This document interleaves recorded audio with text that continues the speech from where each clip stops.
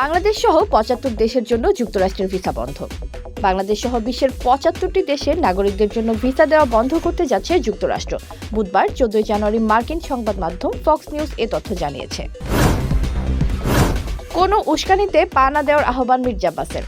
ভোটারদের উদ্দেশ্যে বিএনপির স্থায়ী কমিটির সদস্য মির্জা আব্বাস বলেছেন, যে কোনো ধরনের উস্কানিমূলক বক্তব্য ও কর্মকাণ্ড এড়িয়ে চলতে হবে।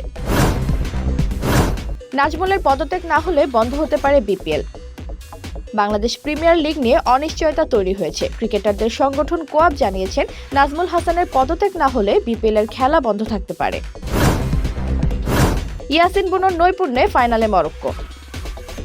গোলকিপার ইয়াসিন বুনোর দুর্দান্ত পারফরম্যান্সে আফ্রিকা কাপ অফ নেশনসের ফাইনালে উঠেছে মরক্কো। পেনাল্টি শুটআউটে নাইজেরিয়াকে ৪-২ গোলে হারায় তারা। অতীত নিয়ে কথা বলতে চান না মালাইকা।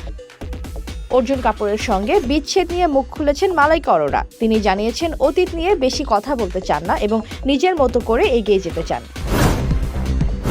ফারহান পায়েলের ইউ এন্ড মি ফরএভার। প্রেম ও সম্পর্কের টানাপোড়েন নিয়ে নির্মিত নাটক ইউ এন্ড মি ফরএভার মুক্তির অপেক্ষায়। ৩ দিনের শুটিং শেষে আবারও একসঙ্গে দেখা যাবে ফারহান ও কেয়া পায়েলকে। তামান্না ইসলাম তন্নি, নিউজ 24 বিডি।